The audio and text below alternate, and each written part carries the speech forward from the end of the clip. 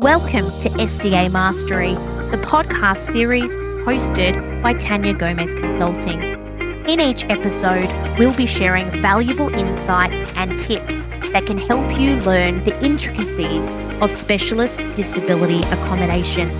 We will demystify the entire SDA process, give you direct access to experts in the field, and help you to discover what life is like as an SDA provider. Whether you're thinking about leaping into SDA or you're looking to level up your existing NDIS business, you're in the right place. Come on in, let's explore the SDA space together. Hello and welcome to SDA Mastery. Today I'm joined by the wonderful Angad Singh from Nirvana Lifestyles. Hey Angad, thanks for joining me today. Thanks very much. It's a pleasure to be here. And today we're having a big chat about SDA development or NDIS development, either way. But before we get jumping into that, can you give me a little bit of background about Nirvana Lifestyles, what you do, and your journey to where you are today? Yeah, sure. I'm happy to. Nirvana Lifestyles is essentially an SDA property developer, you could say, or a project manager. What we do is we engage all the different stakeholders, the SDA providers, the seal providers, land developers, builders, all of that to put essentially SDA projects together. Right? A bit about me, so you understand how Nirvana Lifestyle came about, is my professional background was I was a dentist by trade. I fell in love with property, basically the first year out of dentistry. And ever since then, I was kind of torn between the two career paths. I started a practice, worked as a dentist for 10 years, and somewhere along the way decided that property's for me. Started by building my own development site. First project I did was 5 houses. And then, just one project at a time, just got more and more into the property game. Eventually, you realize as a developer that to really do well as a developer, you need to control your biggest risks and capture the most value out of every project. Yeah. And so the model that I guess started to form was a vertically integrated chain where the key components of property development are essentially working in alignment, if that makes sense. Yeah. So we set out on that mission, not through some brilliant strategy, mostly through accident, where we started a construction company, and that served as the backbone for our property developments. We went on to essentially form what is our group called the Perth Property Developers Group, where we are essentially a vertically integrated property developer now.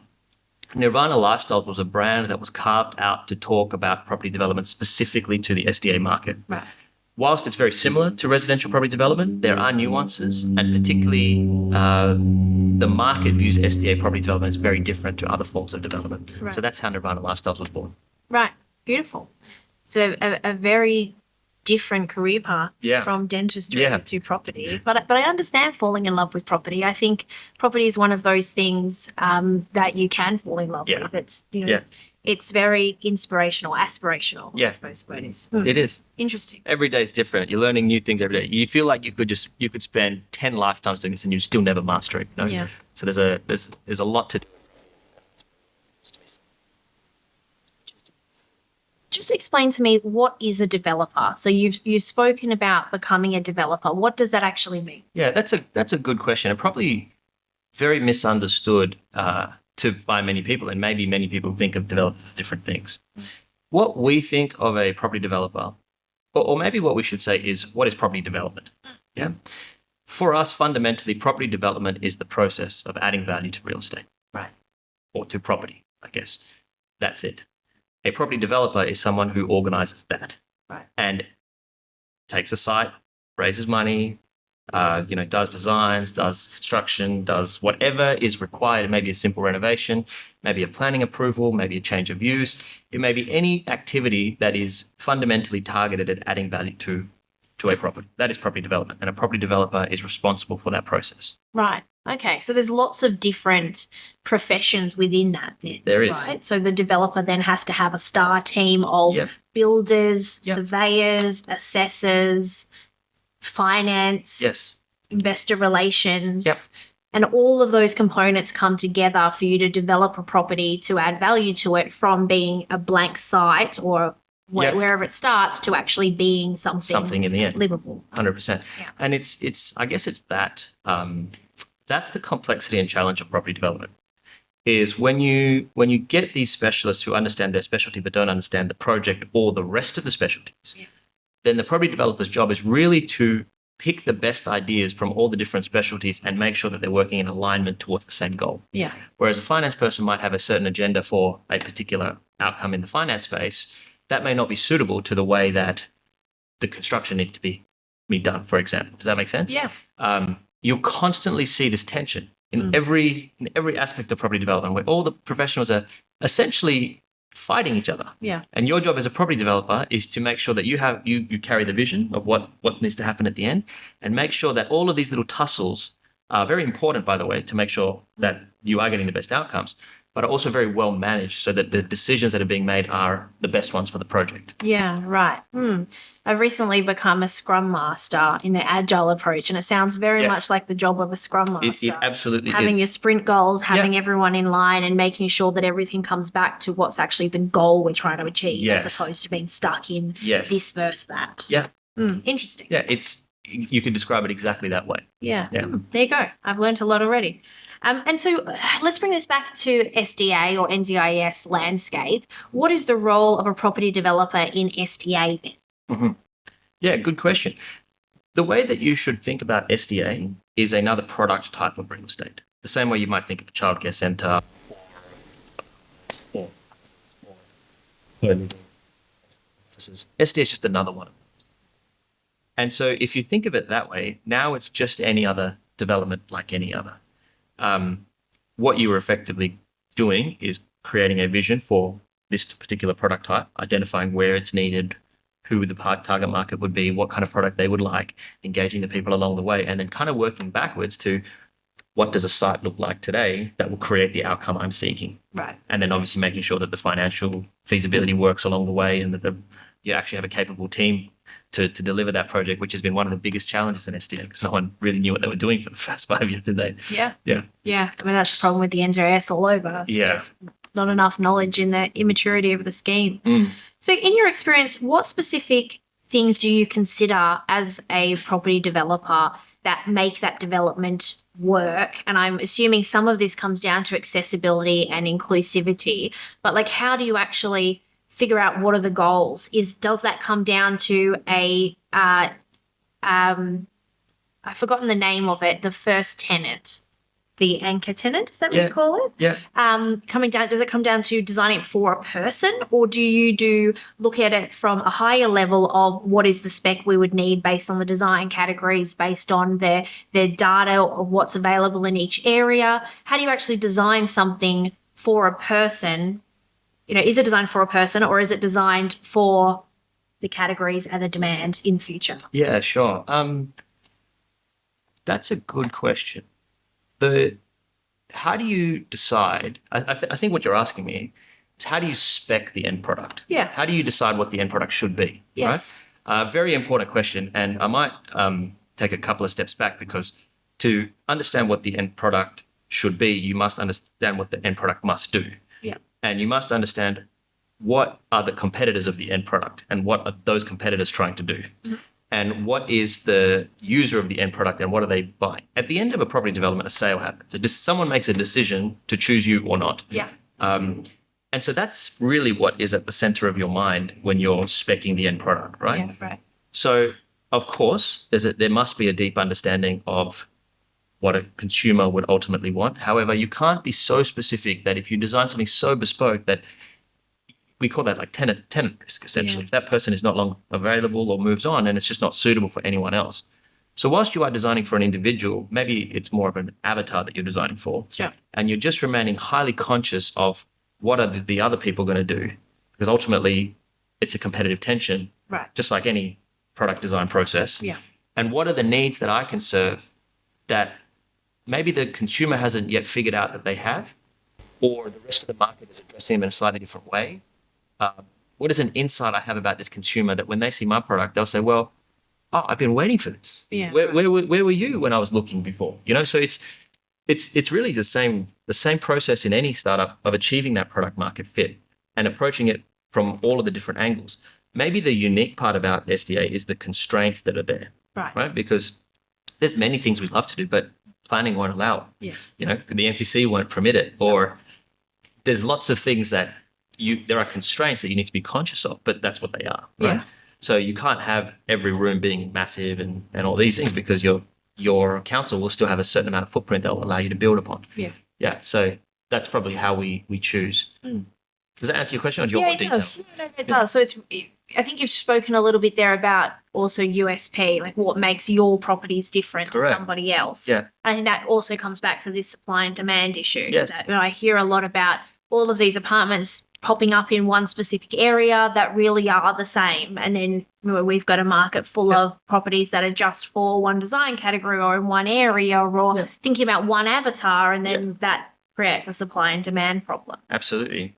And that's when SDA was maturing, and it's still not mature yet, but it will mature like every market matures, everyone forgets that you will be compared to another product. Yes. And if you forget that, and you remember there's always a flight to quality, especially in property, what you notice in any market where you hit these supply issues is that the good properties fly off the shelf and everything else just sits there. You can't give them away. Yeah. Right? So right now in SDA, everything you build gets tenanted and filled. That won't be like that forever. Yeah. Right? What will happen is the best properties will have really, really good performance, and the properties that are crap will just never get filled. Yeah. Right? So you talked a little bit about constraints. Obviously, one of the large constraints is the regulatory landscape and compliance requirements around planning and executing SDA developments. How do you manage that piece during the property development process? Yeah. So with any property development, so SDA fits most closely into the residential property development landscape, in that everything that applies to residential property also applies to SDA. Usually it's in a residential zone, usually it's got the same setback requirements, all of those things, right? Okay. On top of that, you then have the SDA or the NDIS requirements that are essentially overlaid, right? So what are the typical constraints that come into play for residential, right? So planning, state policies. Obviously, you have all your building and construction policies, which will be relevant in a residential space. On top of that, then you get your SDA guidelines, your SDA design guidelines, and then there's obviously the issue is that the SDA design guidelines might need something that is not facilitated through the town planning policies. Right. And so that's where some of the complexity arises, because it's a new type of product that hasn't really been contemplated in residential. But that's probably the big main ones. And you should really think of it as residential property development with some nuances of SDA. Okay. Yeah, that makes a lot of sense.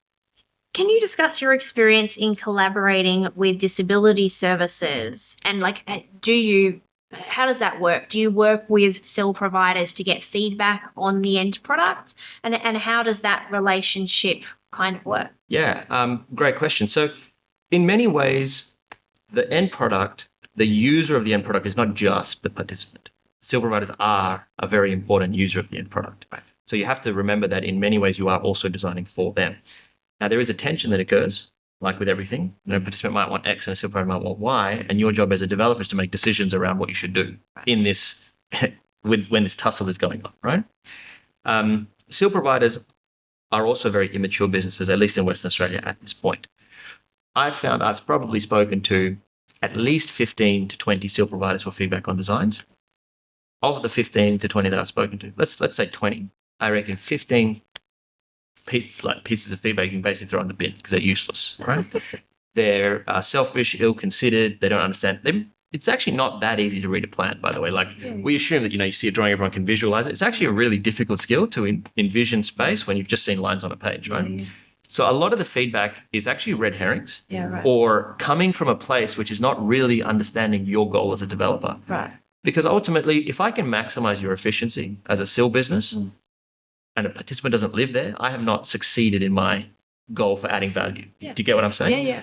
At the same time, if no CIL provider can serve a client in there, then I haven't succeeded in my goal, because it still doesn't deliver the thing that it was supposed to deliver. Correct. Yeah. So CIL provider engagement is incredibly important. However, the feedback that you receive from CIL providers needs to be treated with skeptical and cautious mind, maybe. And I don't think I don't think this process can be done through emails. Yeah. I think you need to really sit with them and understand them and ask them, like, why do you want a bigger bedroom? Like, what is it about the shower? And when they tell you, well, actually, I've got this person and I really need to have a shower bed, and, the HPS bathroom's just too small in the spec. So we actually need this. If you want, for these types of people, we need to have this spec, which is different to the SDA design guidelines. You know what I mean? And that can be very useful advice. The reality is I'm not disabled. I haven't really I'm not close enough to disability to truly understand it. Yeah. Do you know what I mean? Yeah. So it would be very arrogant to assume that I know all the nuances, like how high should you put wardrobe shelves? These are just things that everyone puts about 1800 in every single residential build, right? But it's not appropriate for SDA. It's not in the guideline. It's not a consideration. You talk to a carer when they feel the pain of trying to, get some clothes for an individual. You talk to a participant directly. These things become very obvious. And that's really the feedback you need from SEAL providers, right? So it's really that experience piece. So it's almost like you need to actually have something built, actually have participants in it.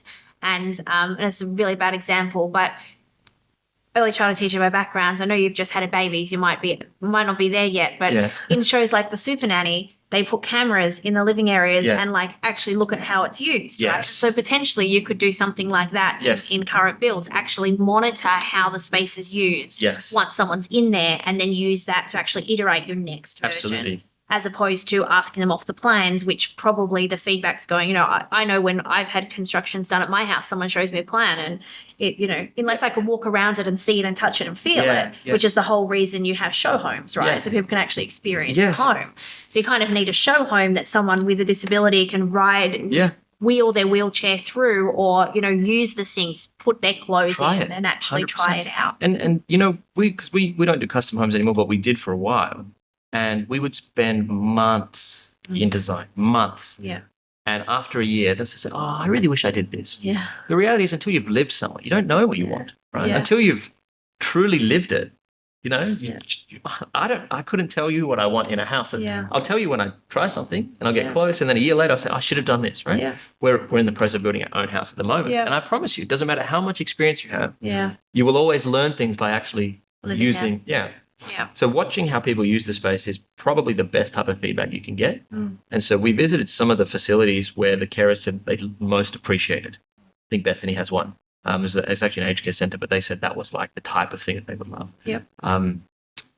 And watching them actually use the space, and you're like, oh, I get it. And because if you've got a construction mind on, you will notice things that they won't notice about the way things are put together that are invisible to someone who's not looking at that. Similarly, if you're in care, you would notice things that I just wouldn't even notice how the care is being delivered, right?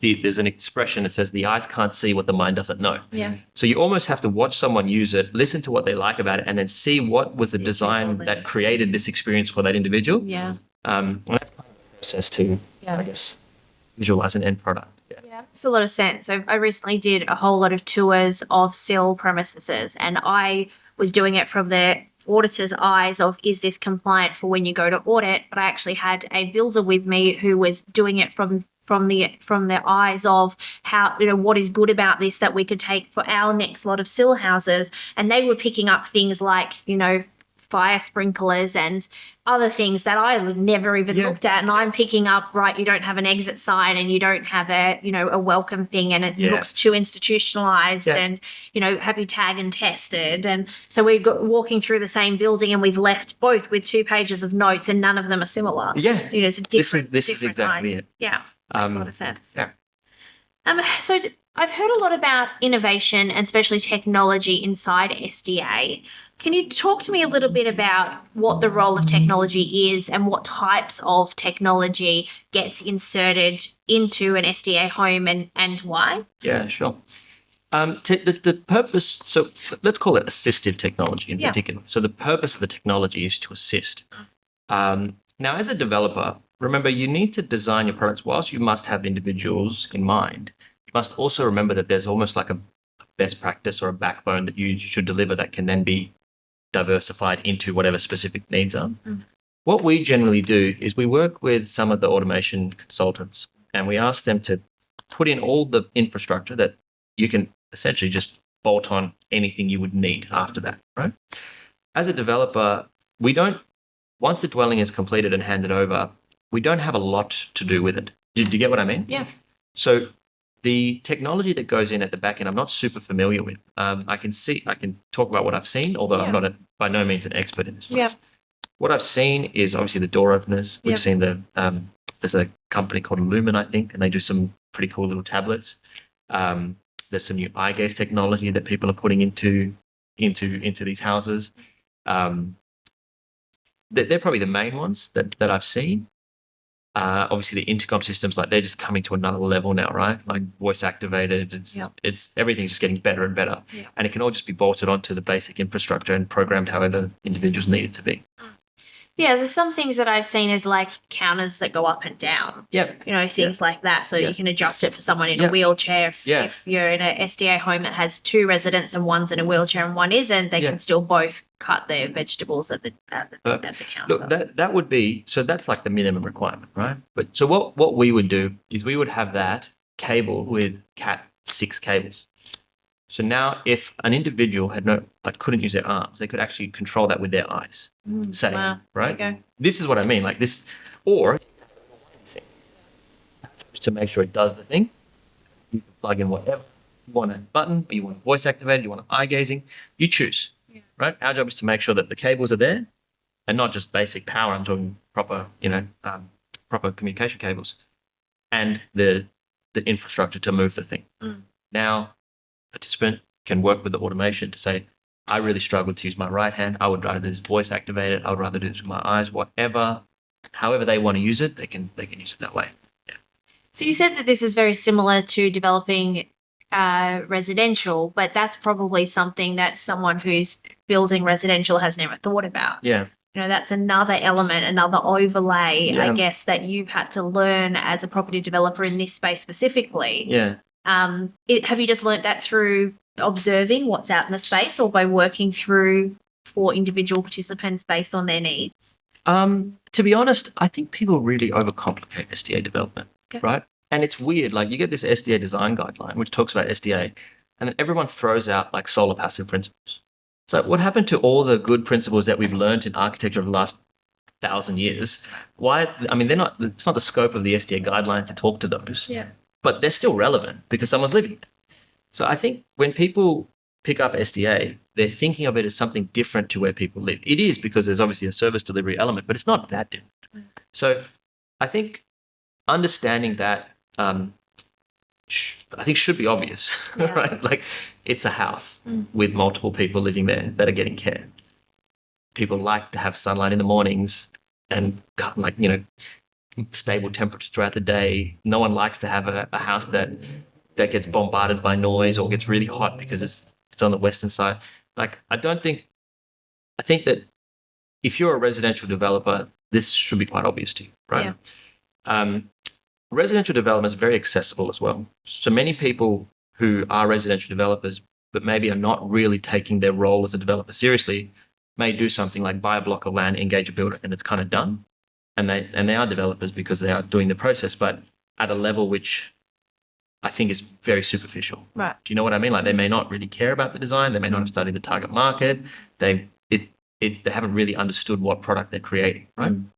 So I think looking at SDA as a place where people live with all of the constraints of residential development and then trying to find out where does the SDA stuff either conflict or what do I need to do extra from Resi? Yeah, and so I guess how do you balance then? Thank you for joining us on this episode of Aesthetically SDA pleasing Mastery home by is Tania also Gomez functional for Consulting. people with We disability. hope you found this episode I've been helpful to and more still valuable. homes and If SDA you enjoyed the premises, show, but you walk please in and you've subscribe, got, leave us a terrible, rating ugly and share it with others. guardrails and, Until next time, it's obviously keep been learning. retrofitted. Yeah. But obviously SDA gives you the opportunity to develop something to be both, to be someone wants to live that looks wonderful or looks aesthetically pleasing, suits them and their function. How do you balance function and aesthetics? Yeah, I think so. Let's talk about residential first, because this is a problem of residential. And then let's add the overlay of SDA, right? So function isn't just the stuff that you've described. Function are the things like storage, right? Every single SDA that I've seen is undercooked on storage, right? And probably most houses are under because no one thinks about storage when they're designing, right? Everyone's thinking about all the fun things they're going to do in the house. No one's thinking about where am I going to put the linen. Right? So functionality has to be thought of in that more broader context of how someone's going to use the place, how they're going to live, where they're going to put their shoes when they come into the door, all of those types of considerations, right? With the SDA, the good thing is now the product range is amazing. Like it's really great. I actually don't think I think someone may choose SDA products just because the aesthetic is better than some of the non-SDA, right? So I think that a good interior designer working with a good brand like Hayfley or Harvey Norman Commercial, or whoever the suppliers are that you want to work with to get products, that's a piece of cake. Now integrating it into a house that's, that just flows, that, that the doors swing the right way, that there's enough storage where you need it, that makes sense that, okay, when I enter, that's where I put my shoes or those kinds of things. I think it comes down to largely the design of the place in the beginning. Yeah, that's interesting. So in your experience, what are the most common challenges faced during the planning and construction phase, and how do you address these? Planning is really tough, generally. It's even more tough when you know that you've got like a bedroom that has to meet a specific dimension. Yeah. And you know that you have to, in order to meet that dimension, now you have to compromise a setback. The way planning works is like high school debating. Yeah. So everything is a suggestion. You should think of it that way. And every planning suggestion, it's up to you to demonstrate that even though I don't comply necessarily with the letter of the suggestion, I still comply with the intent of the suggestion. So for example, in the case that I just gave, maybe my setback is 800 instead of a meter from the neighboring property. If I could demonstrate that that's not in an area where there's outdoor living, it's not really affecting the neighbor, 200 mil is not really obvious, it makes no difference. I'm still creating enough separation, even though it's not a meter. It's still enough for the context of this specific situation. Does that make sense? Yeah. There's a lot more of that in SDA because there's a lot more things you have to do. If we lose that 200 mil in a bedroom, that's catastrophic. Whereas in another house, 4.2 to 4 doesn't really make a difference. Yeah. That's probably the biggest challenge, is now you end up with a lot more what are called variations. Right. And they take a lot of time to negotiate with councils. And we've had planning approvals that have taken over a year because of this. Yeah. Yeah, that is a long time. Especially you can build it faster than that, right? Yeah. And can you provide some examples of some successful SDA developments you've worked on and why they were successful? Yeah, sure. It's actually like success. I mean, where the Perth market is the first ones are just coming off the ranks, right? So I think we should be hitting completion in the next maybe 6 weeks on some of the earlier ones, and so far they've been pretty good, right? I think one of the things that made them successful was probably the SDA and SIL engagement early, right? And we spent a lot of money on consultants, right? You have to assume that you don't know what you're doing in SDA. You just have to come from that place that, listen, even though I think I've read everything I've done, I just imagine I don't know what I'm doing. So, an SDA certifier, for example, the amount of times they'll come through our builds, probably the first ones, not so much anymore, but definitely the first ones, until we've done a pass, like we're almost getting them to come through every stage. Yeah, right. They have to come through basically just at the end, right? But what are you going to do if you realize a wall's off or something like that? So I think getting support where you need it and keeping the consultants engaged. And then if you've done the design and all that stuff right, which we've already spoke to, now it's just executing it on site like any other construction and having the consultants come through and just make sure that, did you miss anything? We've actually had SDA consultants who, like the assessors, who have approved something on the plan and then seen it on site and realized they made a mistake in the approval. This happens, right? Like everyone's learning in this space. Yeah. So you have to just assume that something's gone wrong. There's some mistake somewhere. It's almost like productive paranoia, I guess. that probably is important. Yeah, that's interesting as well. I guess it's that iterative process that you have to really get 100 sets of eyes on everything to make sure that you've seen it from every angle, that you haven't overseen something. Yeah. And as you said previously, there's a lot of contradiction between different rules as well. So you're having to make those determinations on what do you follow and how do you interpret that. Yeah. It's quite a skill. Yeah, and maybe another thing is, remember, so say I'm talking to a planner. A planner doesn't care about the participant's well-being. I have to talk to them about planning. and why it's okay from a planning perspective. Yeah. This is where I think people like the job of a developer maybe is as well is to take something that an SDA provider is saying and then translate it to planning. You get what I'm saying? Like you have to, when a planner's asking you, why do you want this bedroom to be 4.2 meters? They're not, there's nothing that you need to say about the SDA or the participant amenity. Yeah. What you need to demonstrate is that this does not hurt the neighbor. Yep. That's it. Yeah. If you don't do that, they won't approve it. And if you do that, they will approve it. It's that simple. Yeah. Whether or not it has an impact, they might want the context, why it's so important to you. But they're not actually legally allowed to approve you just because it's important to provide high quality housing for people with disability. It's not actually in their mandate. Yeah. They would be breaking the law by approving that, right? If you hadn't demonstrated that there's no impact on the neighbor. Right?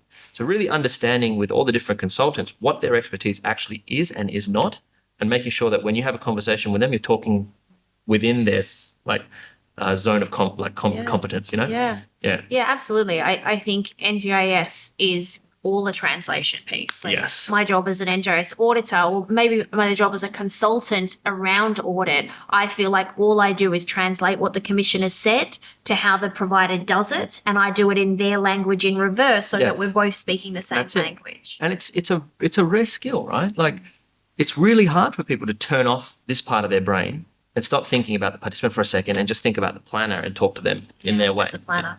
As a planner, yeah. It's like an empathy component to it for sure. But it also means you have to be very general in your knowledge. Yeah. Right? You need to know a lot to You be need able to translate. Yes. Like I don't speak another language, but I say I speak NDIS Commission and I speak NDIA, which are two different And English, variations right? of the same language. Well, there you go. They're like dialects, and it's very confusing. Very confusing in building, construction, and planning because the words they use are the same. Yeah. Because they think they're describing something, Yeah. and they're actually meaning something else. And I'll give you some very simple examples if you don't know, right? When the NDIS design guidelines, the SDA design guidelines, when it talks about the distance between walls, Yeah. what it's talking about is the finished surface of those walls with when you take into account like the wall linings, plastering, and then the skirting that might be on there, right? So it's actually measuring that distance. The Australian standard for when we talk about dimensions in construction is to talk from the surface, the inner surface of the masonry. Yeah, right. So there could be a 20 mil difference on each side, plus a 20 mil building tolerance. So that could be 40 mils out either way, right? So if you're talking to a builder and you say, hey, I want an 820 door or a 920 door, they'll give you a 920 door, but it's only got an 850 clearance. It doesn't comply. Yeah. You should have asked for a 1020 door. Do you get what I'm saying? Yeah. So the same words, like door clearance, doesn't mean the same thing in SDA and construction. Do you get what I mean? And that's why it's really confusing because the words are actually the same. Yeah. Yeah, it's very similar in the audit side of things. Like the word plan is used so many times. Sure. There's the NDIS plan, there's a support plan, there's a care plan, there's a disability plan. Say, where's the plan? See what they think is the plan. Like, this isn't what I'm asking you. And it's interesting because I'm talking about a planner and that's completely different to what an NDIS planner is, right? And they're both planners. So someone listening to this might be confused. Like, why does the planner care about the setbacks, right? But, Yeah, it's actually, it's a completely different planner. Yeah, that's right. It's those complications. I remember I was at an NDIS commission, a conference where the commission was speaking, and I remember raising with them that they've got two courses. One is called their new workers module, and the other is their new workers orientation module. And I was like, we're not choose a name that's like different because that's like really confusing. Okay. Yeah, trying to work through that. Yeah, it's that same thing. It's just the semantics of the language and trying to define what that looks like. Well, thank you so much for joining us today, Angad. That was really wonderful to talk all about SDA development. it's my pleasure. And always lovely to catch up with you also. Yeah, great. Thank you very much. All right, it's the first one.